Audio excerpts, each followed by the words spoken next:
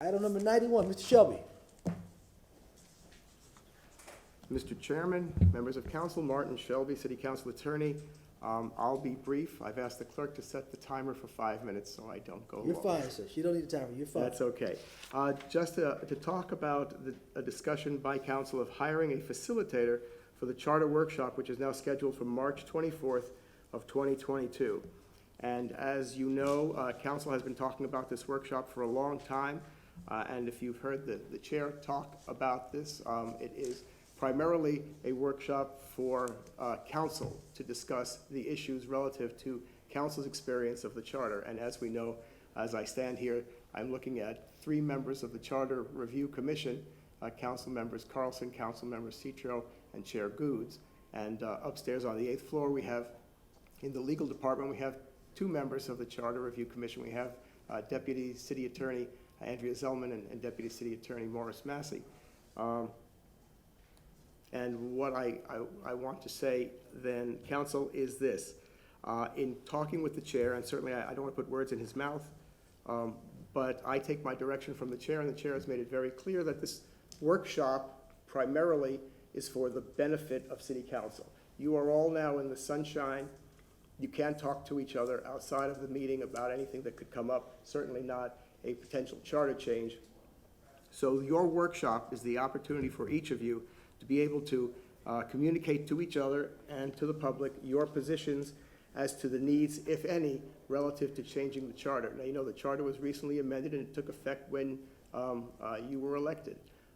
So that being the case, Mr. Chairman, did you want to address that before I move on? I'll address it, sir. Gentlemen, throughout our tenure here so far, we've had what I call interpretations at times in conflict with our city attorney and the city council attorney and the city attorney's office.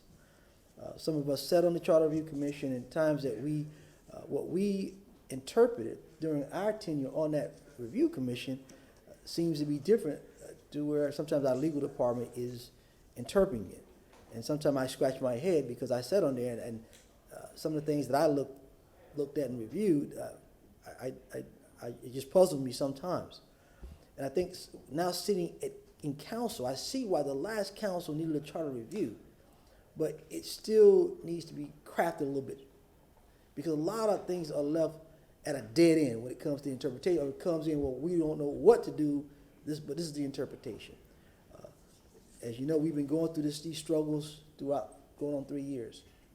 That's why I made sure that we said we needed to, for council members to be able to discuss some of the things that have come up, to express their opinions, and maybe what I call balancing the charter to where we have a balance of power, because sometimes it seems the scale is unbalanced at times when it comes to interpretations or where it relates to this council's authority and power as it relates to the administration. The administration has a job to do. We respect that, but this council has a job to do. And we want to make sure that the playing field, what I call, is level to make decisions for the public and for the city. For me, being able to put some of the things that I've seen and to be able to discuss with this council, to have a workshop amongst ourselves, and then we'll go how we need to move forward, if we need to move forward. But I think we have to have the discussion on some of the issues that have come up during the past 3 years. So that's why I say the workshop is mainly for this council to discuss some of the issues. Mr. Miranda? Thank you, Chairman. I was here on the other side as one of the council members along with Mr. Vieira and Mr. Maniscalco. And the charter review at that time was a two-way street between the elected officials of the Tampa City Council and the mayor. And it worked out. It was about 34, 35, maybe 36 months ago. I'm not going to hold myself to an exact day or time or of history. However, what I see coming in the speeches that I've heard here lately is I'm not going to have a Cleveland in the city of Tampa. And Cleveland's got 17 council members, salary of $88,000, two aides, one in the building and one in the districts. And I am a proponent and always will be a proponent of a strong mayor system. And I'll tell you why. It pinpoint responsibility. Bingo, whoever he or she is for that period of time is the one that sets the tone the council members either approve or reject those items and facilitate the needs of the public. We get a lot of complaints and different things throughout the years. I've worked with 5 different mayors, and you know what? They were all different. Every one of them was different. I worked with many council members, and most of them were different, and that's the good thing about America. If you have everything doing, all of us doing the same thing, to me, it's violation of what I consider our greatest freedom, and that's democracy. I'm not saying that's what's happening here, don't get me wrong. But I'm saying that when you pinpoint responsibility to a person, that person takes the hem, the rim, the opportunity to lead the charge forward, to make the city a better city than it was when he or she took office. And I've been through 5 of them, and all 5 were different. All 5 had different styles, all 5 had different abilities, but all 5 had the same quality of making the city of Tampa a better place to live. And the culmination of what's happening in Tampa today doesn't start with this council or this mayor, doesn't start with the 5 mayors that I work with, the council members. It started many years ago, one little brick at a time, one little idea at a time. Certainly, if you see Tampa from 1970 to now, you wouldn't recognize it if you came into the city.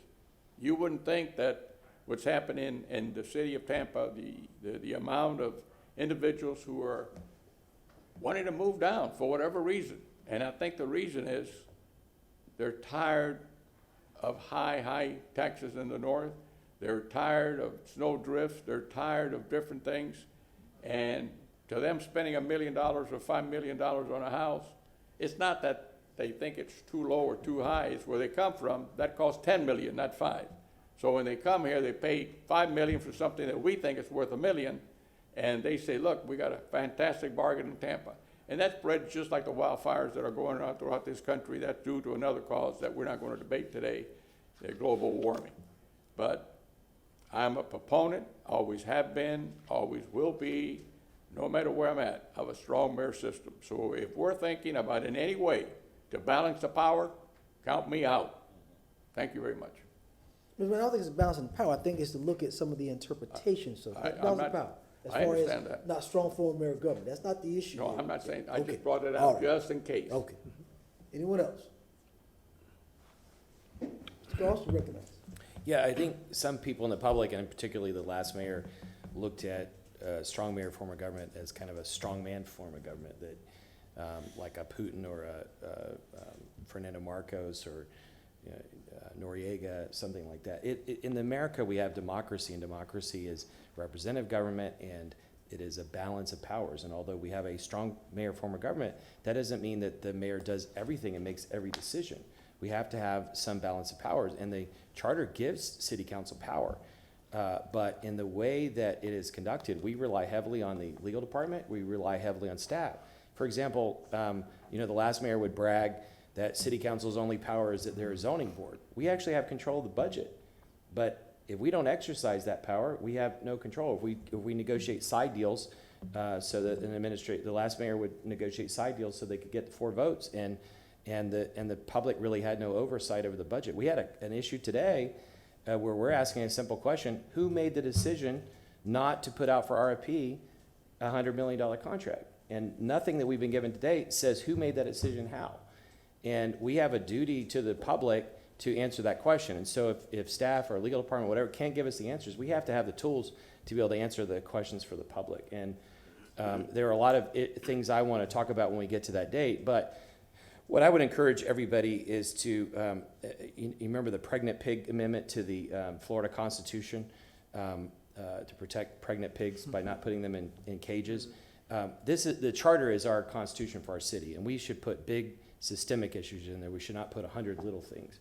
We should not put a pregnant pig clause in, and we should not put things that should be ordinances or legislation. We need to put big tweaks. There's also, by the way, and I have the audio, I think maybe you all have now, of the Charter Review Commission. Those of us who are on it, I think a majority of us, don't recall some of the changes that were ultimately made. And what we don't know is several folks who are not within the city believe that something was changed either by the time it was presented to council or after, before it was put on the ballot. And we need to, again, we don't have the resources at city council to go back and do that forensic audit of what happened. Technically, we do have the chance to do a forensic audit, but how would we pay for it? And how would it get staffed? And how would a firm get chosen other than to go through city staff? And so I think this administration has a much more collaborative relationship with city council than the prior administration, but when we don't agree on something, if city council does not have the power to be able to implement the powers that were already given by charter, then we'll fail to represent the public. Thank you. Anyone else?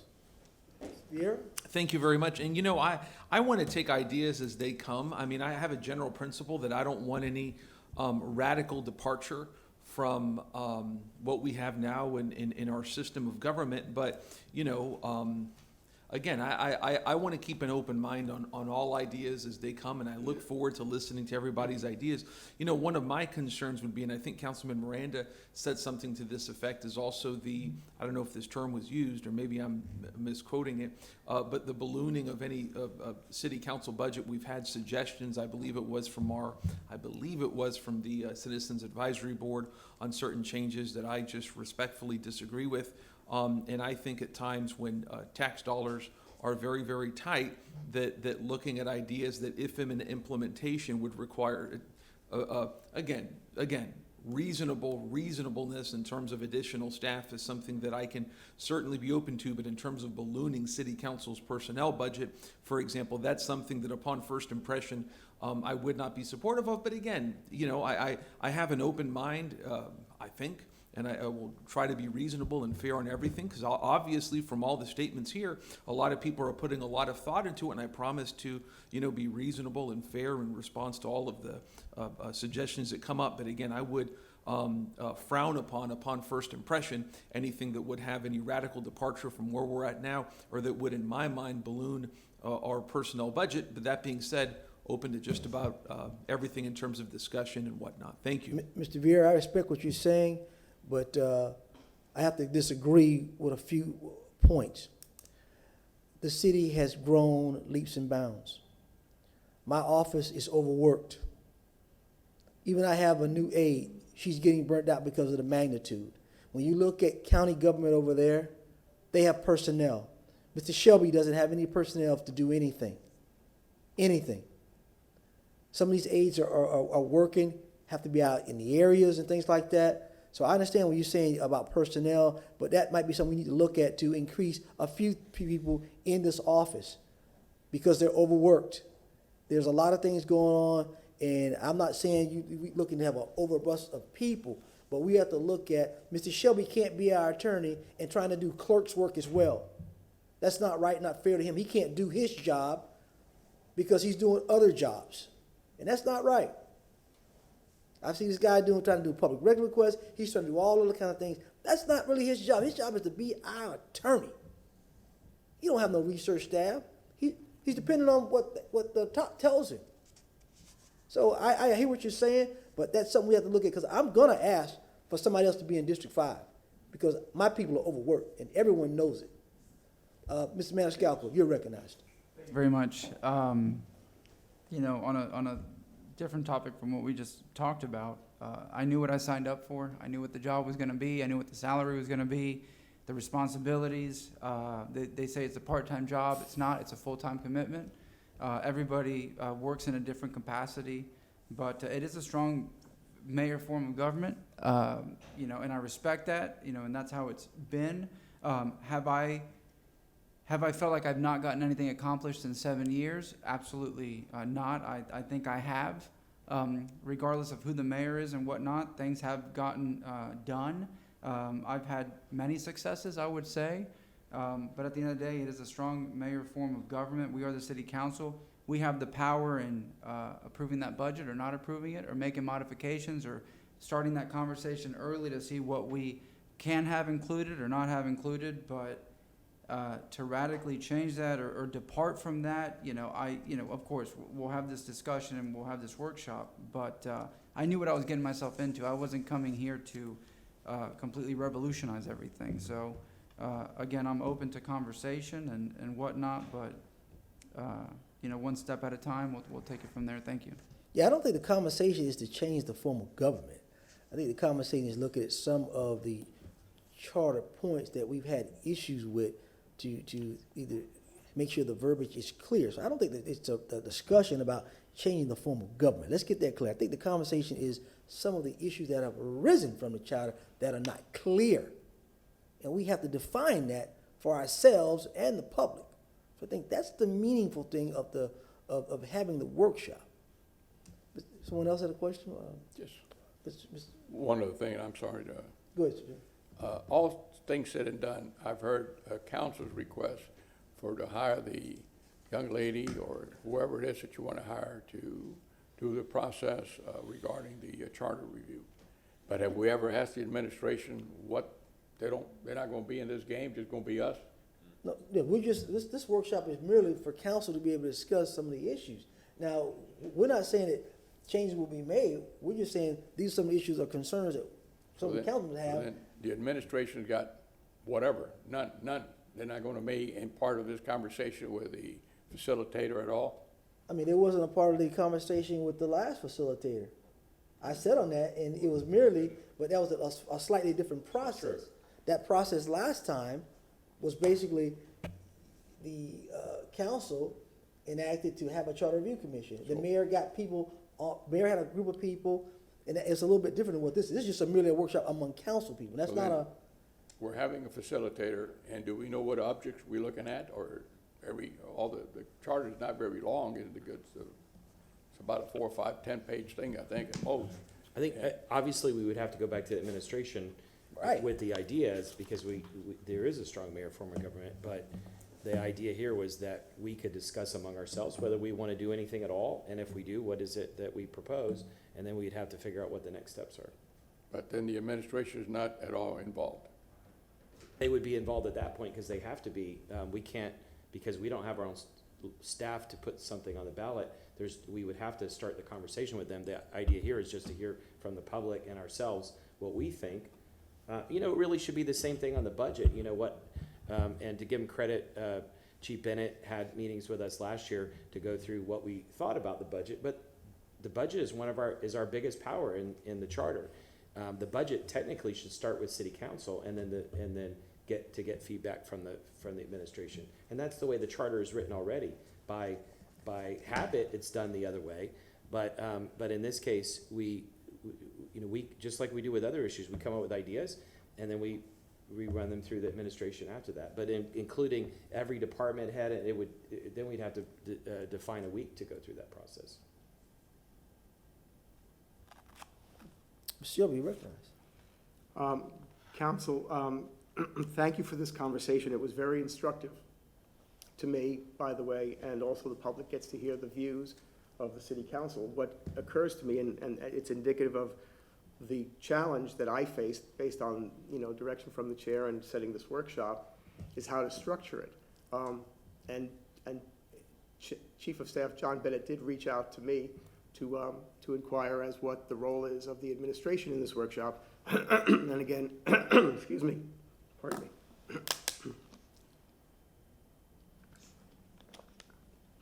In discussion with the chair, we've had this discussion just as he's communicated it to you.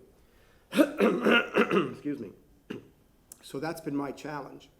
And in trying to take on that challenge, what I discussed with the chair was perhaps the concept of bringing on a facilitator. And just to give you an instance of what we experienced, what we had was we had a statement, and then what we did was a round robin. And the question is that the way you want to conduct the workshop? Because I don't believe council will get value out of that, and I don't know what the end product is. I will tell you that in listening to all of you, there is no consensus, quite frankly, and in hearing from council members who've come to me, there's quite a divergence of what the anticipation is for this workshop and what value can be gotten out of it. And frankly, council, just to remind you that the deadline for final approval of texts for placement on the ballots, if you want it for the November 8th general election, it would be August 23rd of this year. And if you want it for the March 7th city election, which is coming up on a year from now, nearly, then that's January 20th of 2023. And council, I believe, is correct that clearly the legal department must get involved in this, and the legal department has to get involved in this. That's correct. And certainly, the legal department was instrumental working with Sal Torito, as you know. He did the drafts. He brought it to the Charter Review Commission. The Charter Review Commission approved it. It was sent to City Council in ordinance form, and again, Mr. Torito did that. The legal department did the interface, working with the supervisor of elections, ensuring that the ballot language and all the i's were dotted and the t's were crossed. So the legal department is the legal representative of the city attorney is, and ultimately, they are integral to the process. My understanding in talking with the chair is that this was council's opportunity for council to take, it's only a 3-hour workshop, ideally, from 9 to noon, and that would include the opportunity for public comment, for the public to talk. So the question is, what can you accomplish in that time? This might very well be either first steps or no steps at all, depending on what the discussion is. But from my perspective in talking with the chair, the concept was that maybe a facilitator would be the best way to go, given the circumstances. So what I did was I reached out to several people, and I actually worked through the Florida Institute of Government and Angela Christ, and she provided that proposal for City Council. You see, I also gave you the professional profile of the person. I did get to have a Zoom meeting with Angela Christ and Ann Schroeder, the person who she recommended, and we talked about the issues from my perspective. But council, here's my point. My point is that with a professional facilitator, nobody drives the train but the professional facilitator, in the sense that it may be structured differently, and she will prepare in advance for this. Certainly, if she is selected, she would get the opportunity to watch this tape, so she'll know who you are and what the issues are, and then plan accordingly. And that being said, I'm looking for direction of City Council on this, and I'm open to discussion. I certainly don't want to be perceived as driving this train. I certainly don't want to, I am a neutral in this council. I don't want anybody to think that I have a perspective that I'm pushing on council. I do hear from all of you relative to certain things all the time, and that's okay and that's fine. But the truth of the matter is, it's the people's charter and it's the city's constitution, and council wanted a workshop to be able to discuss it in a way that is valuable, in a way that produces something at the end that you can all either move forward or not, depending on what you want. Yes, sir. You recognize, sir? Out of curiosity, how much does this cost us to have a facilitator? I mean, it's gonna be that day or several hours? Yes, it'll be that day, and this is what I was quoted, and it may be subject to negotiation, I don't know, but what it was quoted as, $4,070. For one day's work, or Well, actually, no, whatever. it's gonna be if you look at it, it's pre-planning, and it's also the day of, and it's also going to be producing some completion. My understanding is that there would be some sort of product produced from it, at least roadmap of where council goes from here. And where does the money come from? The city council budget? That's a good question. All right. No money, by the way, to remind council, just to go back in time, before even the discussion or the initial discussion of the Charter Review Commission took place way in advance, and the city council, in its wisdom, put money into the budget, next year's budget, for the purposes of planning for a Charter Review Commission, if it chose to do it. And that's how far in advance they planned that. So what happened is there was money in the city budget for the facilitator. As a matter of fact, I did speak with Marilyn Crotty about it. You said what's $4,500? What? You said it was $4,500? What was? You said for this lady, it's $4,500? No, I said $4,070. Oh, that ain't no money. $4,000? Really? Spend that less than 2 weeks, man. $4,000, man. Mr. Randall, you recognize. I just want to know, how was this person chosen? Was she a group or just individual? I don't know. I don't This know was- her. I don't, I'm Well, glad I this was, don't. this was done after talking with Angela Christ, and she investigated. And this is the person she recommended. I talked with other people. They weren't available. I was asked to ask if Marilyn Crotty were available. She was not. This was done on short notice, relatively short notice relative to this date. Isn't Council. there any, excuse me, isn't there any form that we could say through the media, social media, or whatever media, that you're looking for a facility? I'm not saying she's great or not great, because I don't know who she is. No, I did not advertise it, sir. There was no advertisement done. No, sir. All right, thank you. Mr. Carlson? I was not involved in that process at all, but as I recall, the former council or staff went to this same USF Institute, and this USF Institute is very highly respected and seen as a neutral arbitrator of issues and with government agencies. And when the former council engaged USF then found Marilyn Crotty, and she was a subcontractor to USF. And so it appears that Mr. Shelby's followed the same process that was That's done what for I the wanna Charter know. Review Commission. However, Ms. Crotty has retired, I think, or something. And also, by the way, even if she would come out of retirement, she's unavailable on that date. But the so I- process is, if you, as I understand, you can go to a government agency. In this case, we're not hiring her directly, we're going to a Right. government agency, and the government agency is choosing this person.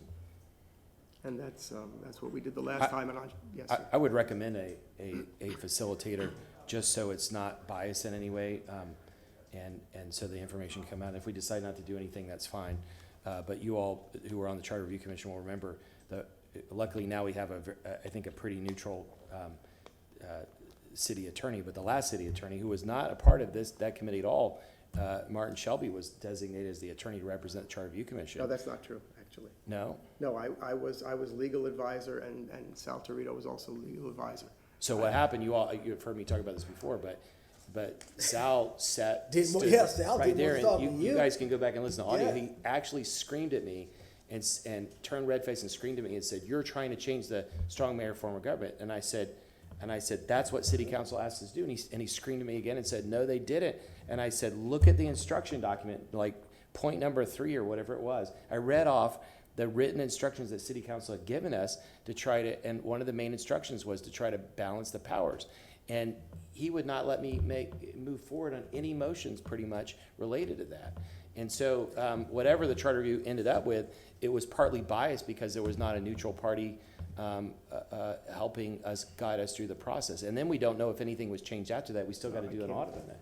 But an example of a problem, there's many things I think some of us would like to do an investigation on, including some issues that were supposed to be discussed today. We have a right by charter to have an investigation, but who's going to pay for it? Where's the budget going to come from? Who's going to manage it from a city council point of view? There's no apparatus.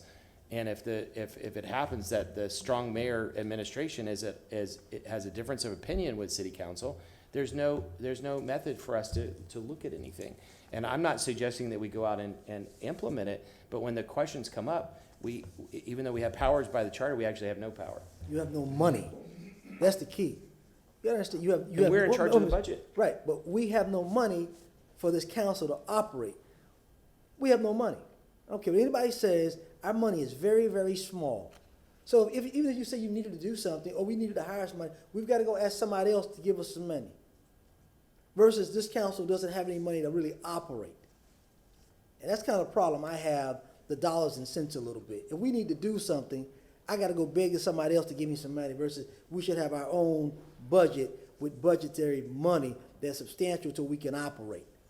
And the Citizens Financial Committee even said that we are under budgeted. They even told us that we're under budgeted. And that's a problem I really do have, that we are under budgeted. I'll go Mr. Shelby, then I'll go with Mr. Vieira. Mr. Chairman, those are all budgetary issues, and that's something that you can actually work within the budget, but then it comes to how council approaches how they handle the budget, which is something outside necessarily the way the charter is. Correct. The charter could perhaps be tweaked.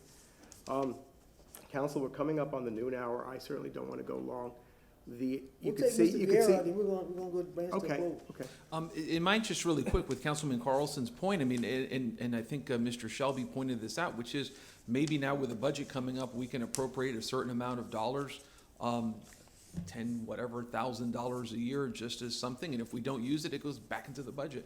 That's it. In case of things like, for example, this USF Institute, again, just have it there for issues like this, to the extent they would become relevant. They haven't become relevant since I've been on city council, so it wouldn't be foreseeable that they would be relevant, but at least to address that potentially legitimate concern, just something to consider as a very small allotment, such as the USF related facilitator. Thank you.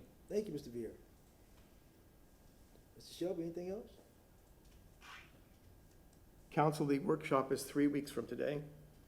And the question is, how does council want to conduct it? I mean, the only thing different, frankly, than what we've already heard today, without specific details, would be, a presentation on the process on how you amend the charter, and some direction on how council wishes to approach the workshop. Or do we let it be sort of in the form it is? But what I'm looking for is, I'm looking for direction, because I had it added to, council added this to the March workshop, but frankly,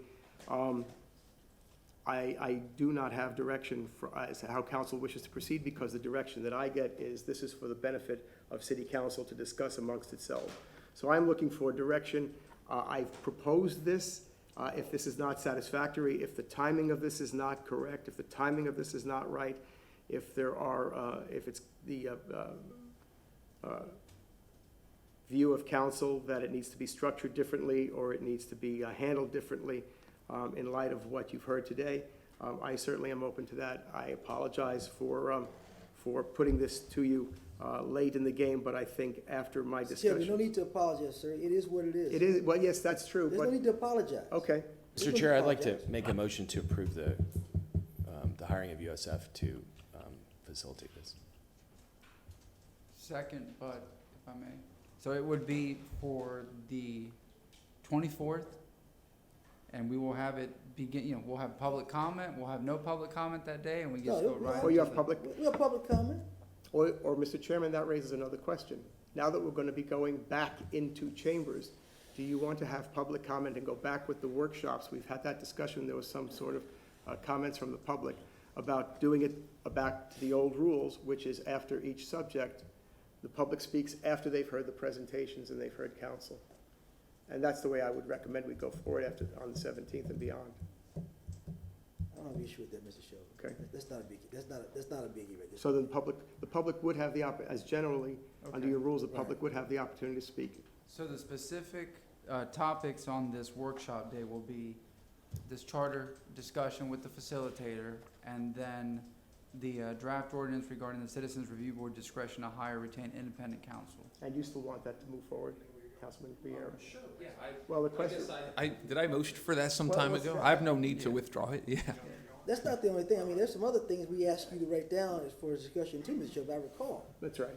All I'll be presenting that. As a matter of fact, council, I'd like to, if you wish, meet with you individually Right. to discuss that in advance of this workshop, so we can know I where we're think going. that's Second good. So to if you have any, Councilman- if you have any individual questions about the charter interpretation, that way Mr. Shelby can have those, so we're not taking all day. We can go straight to those particular points. I have a couple that I want to give to him that we discussed. Now, I'm sorry. No, All right, Mr. No. Mr. Cicero? Thank you, Mr. Chair. I'd like to say a couple things. Number one, we have three of us that were on the Charter Review Commission, along with two attorneys upstairs. We were appointed by city council members, whether it be biased or not biased, for have public input to how they wanted their city to be run. During that discussion, we had equal say, not only from city attorney, but from attorney for the executive branch of this government. So in my opinion, there was fair play of batting back and forth the issues. Also, from the last Charter Review Commission, we also put in place for the next charter review commission to be brought up. And I believe that's in 6 years. Yeah, yeah, give or take, 6 6 years. or 6 years. So we're midway through, and now we kind of want to change horses in the middle of the stream. Granted, we can always take a look at the charter.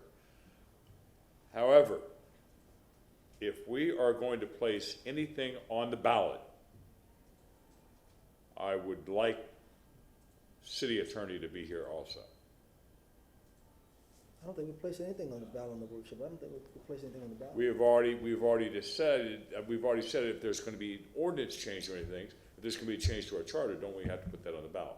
Right, but I don't think we're trying to put anything on the ballot on the. This is just, then I want to hear from the chairman that this is strictly discussion.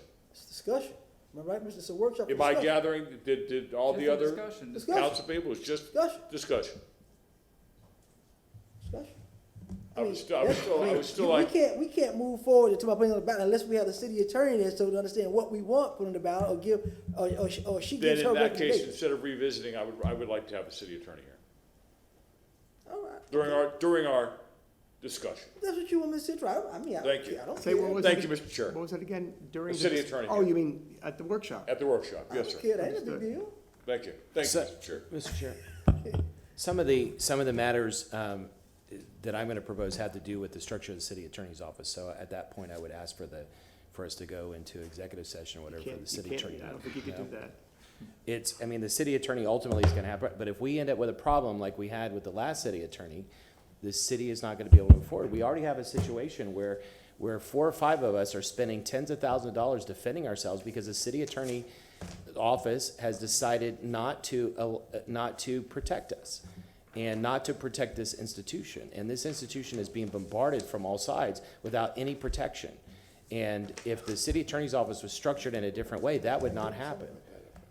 There is an inherent conflict of interest in the way the city attorney's office is set up, and we need to tweak that so that we don't put future city council members at risk, and we don't put the public at risk of not being represented by fear being instilled in city council members. I mean, I'm a fair guy. If Mr. Churchill wants to see, I have no problem with the city attorney office being here. I don't have no issue with that. This main thing. It's a public meeting, It's a public by the place. way. So it's mainly to discuss some of the issues that have come up through these 3 years that comes into play of interpretation and things like that. And I have a couple of recommendations when it comes to that. And I've got another recommendation about something else that's going on. So we all have, it's a discussion. And each councilman can add on to that, say this and that, and we move on. But we need to move on. There's a motion on the floor. Mr. Citrus asked for the city attorney to be here, which is public, that's no problem. Thank So you. now we've got Mr. Carlson has made the motion, Maniscalco has seconded, in reference to our money, I guess we'll ask them to give us the money or give us the money for the, for the facilitator. We reallocate money all the time in this city, so it's no different now. Is So- that part of your motion or no? Oh, we gotta get the money. You have to, yes, you'll have to work with if you don't have the money in your budget, you certainly would have to do a budget amendment of some I mean, I sort. think, I don't know how much money we have in our budget, how much the city council take, because I think it's so small, I think we get one of them people give reverse mortgage. Yeah. You know what I'm saying? That's my point. We haven't even asked a motion. We had money in our budget doing, I don't know what we have. Believe you, Well, okay. You still don't, All right, Tom so, Sullivan, sorry. right, so there's a motion on the floor for Mr. Carlson, second Mr. Maniscalco, all in favor? Aye. Aye. Any opposed? Motion granted. Mr. Shelley, let's go, What was that again? Just for clarification, is the hiring for Ann Schroeder or just? No, it's To hire it's the USF. hiring, it's the hiring through the Florida Institute of, it's the hiring through a facilitator through the Florida Institute of Government. Yeah, to hire At the USF. the USF, Florida Institute of Government, Yes. who will then provide a facilitator. Did you get that? And what was the vote again, Madam Clerk? Unanimous. yes, sir, Mr. And in Maniscalco. order to pay for this, do we do a reverse mortgage on the city hall building? I'm kidding. And if I may, Mr. Vieira. thank you, sir. And I appreciate everybody's contributions. A lot of people are speaking, and they've obviously been doing a lot of work. And again, I promise, as I know every city council member does, just to be open-minded and reasonable on all suggestions, because obviously people are putting a lot of thought and passion into this, and I fully respect that. Thank you. This is not an attack on the administration or anything. It's just a matter of some of the things that have come up are interpretations, and they're unclear to everyone. And we just need to clear up a few things to make them clear, so the public is clear, we're clear, and we run a smooth ship. That's all this is about. It's not overthrowing the government, you know? And Mr. Chairman, if I can, in the spirit of working together with the city attorney, certainly, if there are those kind of words in the charter, for instance, when she did her memo in September, I believe, of 19, and she made her interpretations based on the language of the charter, if that is a question, then the question would be, what do you want the result to be? And ask the city attorney what perhaps recommendation she would make to change the language of the charter to reflect that, and then if that's what you want in your ordinance, you present that to the mayor, and the mayor decides whether she wants to do that or not, and then it goes from there. But what I'm saying then is, it will be helpful to have the city attorney involved in this. It's my That's belief. fine. No one's excluding anybody. That's fine. Fine with me.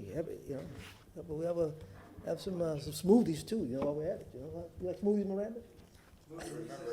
No sugar now. No sugar. All right. Move All to right, so recess to we got 1:30? that done. Recess to 1:30? 1:30? Yes, sir. 1:30.